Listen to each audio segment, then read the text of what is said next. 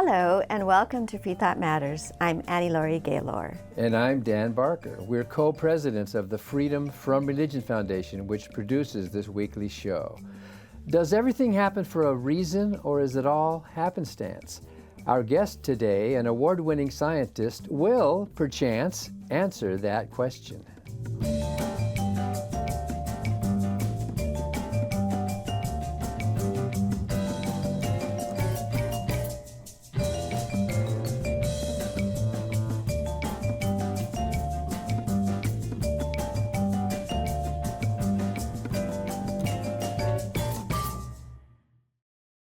The Freedom from Religion Foundation, which produces Freethought Matters, is the nation's largest association of free thinkers. That's atheists, agnostics, and other non-believers. We invite you to join us in our vital work to keep our secular government free from religious influence. Become a member at FFRF.org or ask for a complimentary copy of our newspaper, Freethought Today. Freedom depends on freethinkers. Watch prior episodes of Freethought Matters on FFRF's YouTube channel.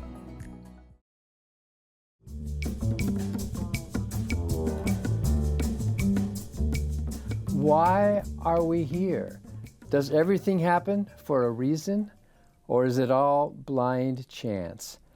Our guest today will tell us what the science says about that.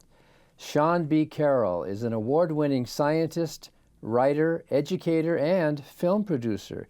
He's the Distinguished University Professor and the Andrew and Mary Balo and Nicholas and Susan Simon Chair of Biology at the University of Maryland and an investigator at the Howard Hughes Medical Institute. He's also Professor Emeritus of Genetics and Molecular Biology at the University of Wisconsin. His many books include The Serengeti Rules, Brave Genius, The Making of the Fittest, Endless Forms Most Beautiful, The Story of Life, Into the Jungle, and Remarkable Creatures. Sean Carroll's newest book is called A Series of Fortunate Events, Chance and the Making of the Planet, Life, and You. The New York Times Book Review says, the role of happenstance in determining the fate of the world may seem a matter for philosophy more than science, but Carroll, a biologist, shows how central the idea is to everyday existence.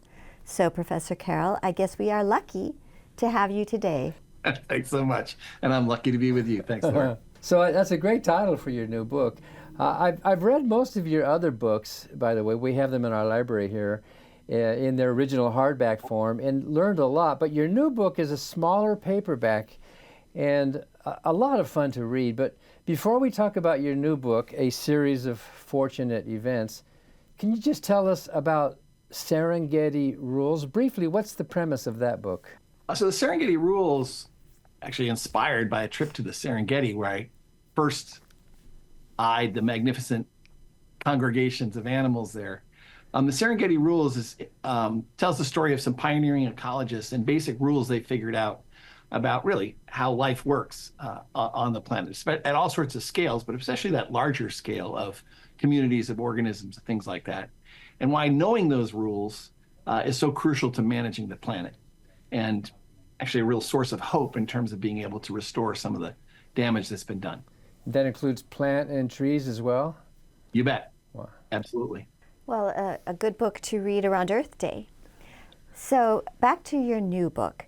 In A Series of Fortunate Events, are you saying that nothing is meant to be, that it is all chance? Well, I think that's a fair take home. I think when we look at all sorts of different scales and say, why is the world the way it is today? How did the whole spectrum of the diversity of life come into being? How did an individual human come into being? There's an enormous and very trackable role of chance in all that. And I wrote the book because I think that, and I wrote it, and I hope in a way that was accessible, because these are questions that humans have asked for a long time. And I'd say only in the last 50 years or so has science come up with really powerful empirical insights, discoveries that show us the pervasive role of chance at all sorts of scales. Can you give us an example of a chance event that perhaps resulted in the evolution of our species? Yeah, I'll give you one or two if you ask me. All right. I'll give you one that I think is familiar to everybody. Everybody has generally heard of the asteroid that hit the Earth and wiped out the dinosaurs.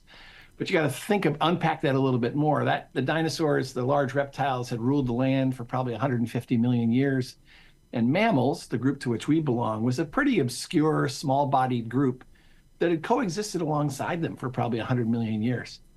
Well, the asteroid hits, creates a horrendous crisis in the biosphere, and essentially all the large animals die off, both on land and in the oceans. And what emerges in that aftermath are mammals. And mammals, even in the first million years after the asteroid, they become bigger than they've ever been before in their entire history. And they branch out into all these groups that we're familiar with, including, for example, primates. So had that asteroid, a 6-mile wide rock that just happened to collide with Earth, the largest collision we know about in the last 500 million years, had that rock not hit Earth, we wouldn't be having this conversation. It's unlikely that mammals would have taken over, and certainly really unlikely that primates would have thrived in the way that they did. It's so easy to imagine how that asteroid could have missed the Earth altogether or hit the Earth in a place where it wouldn't have generated a mass extinction. So were it not for that one collision, the world would be entirely different. Yeah, amazing. And you also talk about birds. We just hung some bird feeders at our building here, and you point out that 4 of the families of birds died out and only a small remnant survived, and modern birds are descended from them. Is that right? Yeah, so birds were doing well. They filled the skies in what's known as the Cretaceous period, same time overlapping with T-Rex and famous dinosaurs like that. But when the asteroid hit, even though the asteroid is only 6 miles wide, it's going 50,000 miles an hour. It drills a 120-mile wide crater in the Yucatan in Mexico. And enormous amounts of rock is vaporized and set into the atmosphere, falls down across the Earth as really trillions of red-hot meteors, sets out wildfires across the planet, and soot from the wildfires and debris from the impact fills the atmosphere to the point where the sun is blocked out for probably 10 to 30 years. And so with like 3/4 of plant species go extinct, you got how bad the circumstances have to be on the planet for plants to go extinct. Well, along with that, the forest canopy was destroyed. So if you think about birds and how they rely on for nesting sites and things like this, you just blew away the entire habitat for birds across the world. And the survivors seem to be mostly like shorebirds or burrowing birds, and that they were essentially the founders of the great diversity of bird life today. So it was cataclysmic, but not completely eliminating all birds. You write that the collision of the Indian subcontinent changed everything. How is that? A big collision. This one, not as well known, so hopefully this is a fun one to pull out at a cocktail party. But we're in an ice age. And in the last 2 million years, we've been in an ice age. And that's a really peculiar time in Earth's history. This is the first one in, I think, about 300 million years. And the reason why we're in this ice age, you got to go back a long time ago to when the Indian subcontinent slammed into Asia. And essentially that collision built the Himalaya. That Indian subcontinent was originally, say, 70 million years ago, down by Madagascar. So you know that the continents move about in this place, in this movement called, the tectonic plates move about in terms of what's called continental drift. Well, that Indian subcontinent was the fastest moving, essentially, chunk that sailed northward, slammed into the Asian subcontinent, built the Himalaya. Well, that process pulled enormous amounts of CO2, over 1,000 parts per million. And they've been coming down over time, and it was the building of the Himalaya and that continent and that continental collision that pulled a lot of CO2 out and tipped the Earth's atmosphere essentially into a level where the level of CO2 was such that Antarctica and the North Pole froze over. So you had an ice-free world for a long time, at least ice-free poles. And this collision pulling out the CO2 essentially put us on the tipping point of going into these periods of glaciation. Wow. And so again, a random collision, because the Indian subcontinent was the product of a breakup of a gigantic continent that started about 140 million years ago. And it just so happened that, it sailed and collided. So that's really a collision that changed the world in terms of starting the Ice Age. But how does that connect to us? Well, during the 2 million years of the Ice Age, particularly the first part of that, it's our lineage, hominids, where our brain size expanded about threefold in capacity. And that's a phenomenal change for brain size. And we all know we have very big brains relative to our body sizes. And during that time, that's when we developed tool use. Our ancestors developed tool use, developed the use of fire, right? And through technology, started to control our own habitat. So you can sort of think of us as tool-making apes, as technological apes. That all started really with the onset of the Ice Age. And so it's widely thought that the Ice Age is really the trigger, is the selective pressure that led to the emergence of our lineage as this large-brained, tool-making, habitat-shaping ape. So we have that collision of the Indian subcontinent to thank for that. Well, let's thank them then. So then we were talking about evolution and adapting to the environment. And Professor Carroll, you write that it was Darwin who first replaced providence with chance. Had nobody ever else thought of it like that? Prior to Darwin, I don't think so. Darwin was really trying to think about, as he was trying to understand this process of natural selection that sort of occurred to him late in his voyage and in the first couple of years after he returned home from his 5-year voyage around the world. And as he's working, and it's 20 years before he's going to publish The Origin of Species, and he's trying to work out in his head what this mechanism is. And one of the most important sources of insight for him was the breeding of domestic plants and animals. And for example, he bred pigeons himself, but he read and corresponded with all sorts of breeders. And he knew that the larger your flock, the more likely, that's a chance word, the more likely that some variant would pop up that would be something that you'd want to then select for, that you'd want to breed and favor. So he knew that if the larger the flock you had, the greater the chance of a variation of interest. He thought, okay, this is an element of chance, that given a certain number of individuals, variants are arising at chance. And so this is before there's any knowledge of what genetics is. Darwin didn't know anything about genetics. The world didn't really know anything about genetics in Darwin's time. It's him just reasoning out from simple observations, for example, coming from breeders and his own experience, that there was an element of chance to the origin of the variations that were the material for natural selection. So I also found it interesting in your book that his voyage on the Beagle was even a chance event, because wasn't he third in line and the first two canceled, and so he was the one who got it, right? Yeah, first two people that the job was offered to turned it down. And Darwin, when he got offered, he was 22 years old. He was just out of college. He was planning to go on and join the clergy. He was going to study divinity, and he had to really twist his dad's arm to let him go, because his father was worried it would be a waste of time, and he'd be spending his time, on ship with sailors, which were not really known to be the most tame bunch.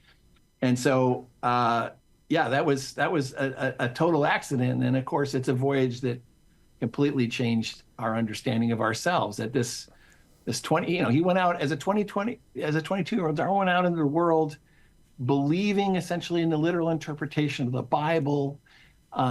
He had signed on to what's called, I think, the 39 Articles, which you have to in order to graduate from Cambridge University, and all the faculty that trained him were ordained ministers of the Anglican Church.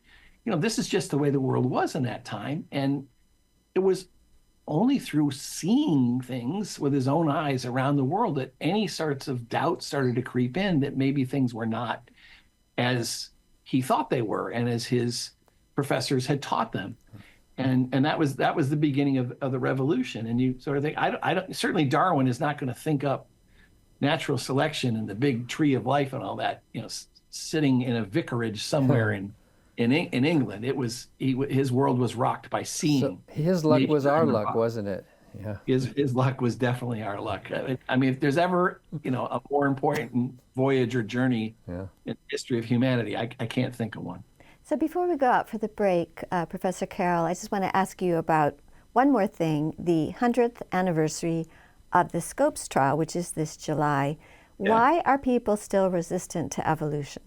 I think this chance thing is the key. I think it's really the key, because it's saying, look, if everything's happening by chance, and we'll get down maybe to the cellular and genetic level, the mechanism that essentially generates all the diversity and beauty in the world is a chance-based mechanism, then that says there's no designer. That says there's no one in charge.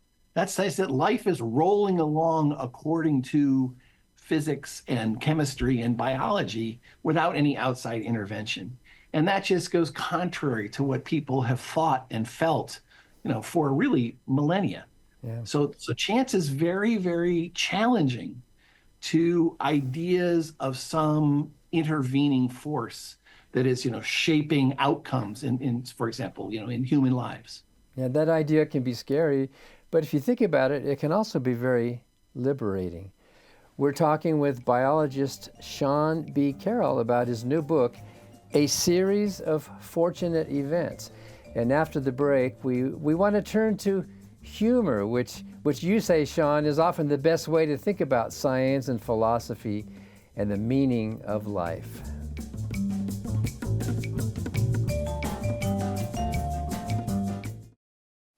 Hi, I'm Ron Reagan, an unabashed atheist. When I first recorded that commercial back in 2014, being openly atheist in America was still fairly uncommon. Today, the fastest growing religious group in the country is the non-religious, especially among the young. That progress is heartening, but the religious pushback is fierce and the forces of Christian nationalism are well organized. Our progress won't continue unless we work together so that reason and our secular constitution will prevail. That's why I'm asking you to join the Freedom from Religion Foundation, the nation's largest and most effective association of atheists and agnostics working to keep state and church separate, just like our founders intended. Please join the Freedom from Religion Foundation today. Ron Reagan, lifelong atheist, not afraid of burning in hell. My name is Gabrielle Hinahara, and I'm an atheist because I believe in the power of doing good for the sake of doing good, and not because some divine entity tells you what is good and what's not, and not because you think it will get you into some sort of heavenly afterlife. I believe in human morality, which is why I think that most cultures across the world have come to the kind of same basic principles and values, such as the Golden Rule, which isn't based in religion, but is based in human interactions and mutual respect. And I think a lot of people turn to religion because it makes the choice of morality really easy, black and white, right and wrong, and you don't have to decide which is which. And in my experience as being an atheist through my life, I've found that moral choices are something that I think about a lot more than a lot of other people because nobody's telling me the answer. And since I don't believe in an afterlife, pretty much my whole meaning in life is based on my interactions with other people and that I can leave this world a better place by my actions.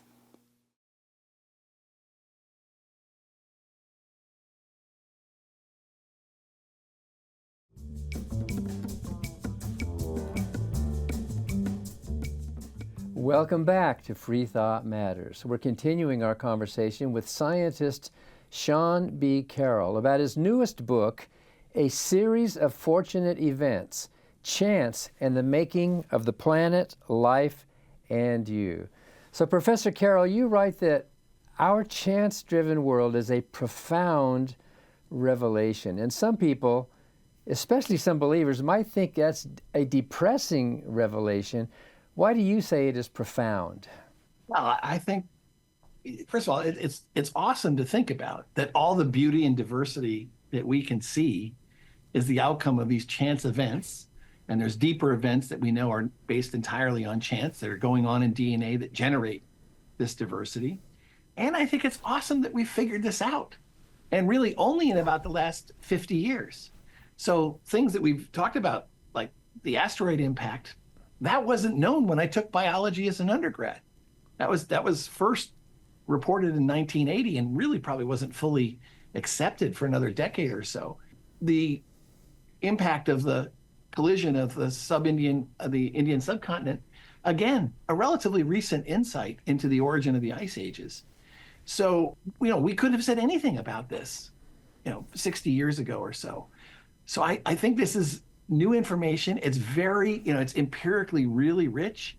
Our understanding of what's going on at the genetic level and how fertilization works and things like this. This is showing us that it's chance at the cosmological, geological, biological scale. It's very powerful explanation for the physical world that we see. So I think that's exciting and awe-inspiring. I understand that it could shake some ideas that have been around for a long time, and I actually have a fair amount of empathy for that. But I think it's time to reconcile those thoughts. It's time to deal with the role of chance, and it's important to deal with the role of chance because this is how cancer gets started. This is how pandemics get started. We got to understand that chance is operating in our lives and in our world every day. You quote biochemist Jacques Monod saying chance puts God out of a job. That's a pretty good way of putting it. It certainly puts, I think, a lot of concepts that have been around, of God for a long time as an intervening force, as someone who's in the conception business deciding, who or who doesn't get pregnant or what that individual gets made or, intervening in human biology. That just isn't tenable. If we had a lot of time, we could talk about maybe, how would people reconcile traditional theological ideas with chance. At a first level, the answer is not very well, but I think it's a more interesting conversation to think about how people might, wrestle with these worldviews. But certainly there's going to be, some folks and there are folks who just reject chance as completely unacceptable because they understand the threat that is to, various doctrines. Yeah. The bulk of your book is science with some great illustrations and examples of chance events, but you have a very entertaining afterword. How do you describe it? Tragicomic, I suppose, look at life. Can you just, you made up this conversation, but it's based on real people, right? Can you describe this? Yeah, so, and the book is all about science and hopefully some fun tales that bring chance to the fore. And there's no screed in this book. It's really just to understand what we've discovered about the role of chance and bring it to the personal level, the individual level, so people can grasp that. But I think it's expected when you get into a topic like this that does have pretty profound implications to offer a little bit, let's call it philosophical perspective. I wrestled with how to do this, but let me tell you how this afterward came together. I love stand-up comedy. So I go here in DC and all across the country. When I get the chance, I see stand-up comedians. I have many, many favorite comedians who are world famous, just like everybody else does. And I noticed how often these comedians got into this rather touchy subject of faith and scientific evidence and things like that. It feels dangerous to me that you might alienate some of your audience if you sort of step a little too close to things that they hold dear. But I just noticed all these comedians that I really liked: Sarah Silverman, Bill Maher, Ricky Gervais, Eric Idle. They went there. They went there fairly often, and I thought, I wonder why they do this. And I decided I'll just reach out and start to talk to them. And I had the opportunity for various reasons to meet Seth MacFarlane a good number of years ago, and so I followed up on this with Seth, and I reached out to Eric Idle, one of Monty Python, one of my comedic heroes, and he was so generous and responded right away. And just between correspondence or their published or interviews and works, I thought, wouldn't it be interesting to put together sort of a conversation among these people and throw in a few scientists and philosophers and have a discussion about chance. And yeah, some folks were dead, so that's why this is a fictional device. But I'm using their words verbatim. Like as much Camus and Albert Camus, Kurt Vonnegut. Kurt Vonnegut, the writer. Yeah, because I loved Vonnegut as a kid. I still love him as an adult. And Vonnegut really went down this path as well in terms of examining, again, he says we're all accidents. I mean, that was kind of his view of the world, and to have a conversation among all of them, and to have and to see the role, because these are very creative people. Vonnegut used fiction, although sometimes it was autobiographical. Minow was a scientist, but comedians are using all sorts of material. Seth MacFarlane uses science fiction in places, and in Eric Idle, obviously, you had things like Life of Brian. So in their creative works, they surface these, what can be pretty, as you well know, more than almost anybody in the country, what a sensitive topic it can be. But they did it through humor. They did it through science fiction. And so I explore with them in this afterword their thoughts of what makes these sort of conversations possible, how humor is sort of a lubricant to these conversations. I have to say that I laughed when you quote Ricky Gervais. He said, I remember saying to my mom when I was about 11 or 12, why are my siblings so much older than me? And she went, because you were a mistake. Yes. Yes. I mean, can't we all say that, basically?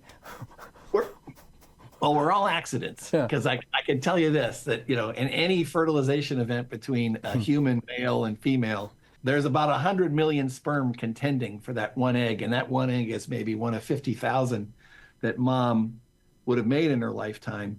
And if you work that all out genetically, there's about 70 trillion genetic combinations that any human couple could. Wow. So we are, in fact, each, unless you have an identical twin, we are each genetically unique individuals. And maybe, there's something that I think is awesome and inspiring to think about. Yeah, we are unique. There will never be anybody else exactly like us because of the random sorting of chromosomes that happens in reproduction, as well as some mutations that get added on to that as part of the process. Well, and we have to say there is no other book like your newest book, a series of fortunate events. So thank you so much, Professor Carroll, for writing this book and joining us today. Thanks for having me. And thank you for watching Freethought Matters. Because free thought matters.